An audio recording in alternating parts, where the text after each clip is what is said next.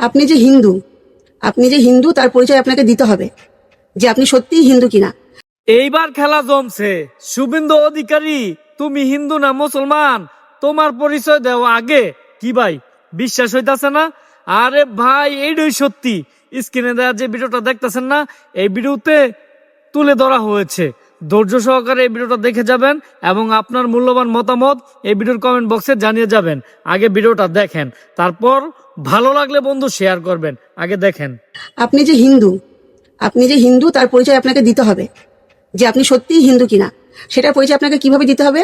আপনার বাড়িতে তুলসী গাছ থাকতে হবে এবং তুলসী গাছে প্রত্যেকদিন জল দিতে হবে আর তুলসী তলায় ফুল দিতে হবে। ভাই, আমরা হিন্দুরা প্রত্যেকে এটা করে থাকি। স্নান করে এসে আমরা প্রত্যেকেই তুলসী মন্দিরে জল দিই এবং তুলসী গাছের নিচে তলায় আমরা ধূপকাঠি বা প্রদীপ এবং তার সাথে ফুল দিই।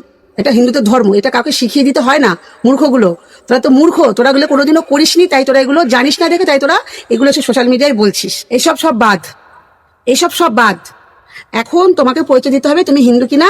তোমাকে ঘরে হচ্ছে হনুমানজির আর হচ্ছে রাম ঠাকুরের মূর্তি এনে পুজো করতে হবে। ভাই বলছি, তোরা কি শুরু করেছিস? তোরা একবার ভেবে দেখেছিস? রাজ সিংহাসন থেকে ঠাকুর নামিয়ে তোরা রাস্তায় নেমেছিস পার্টির নাম করে। সেটা যে কত বড় অপরাধ।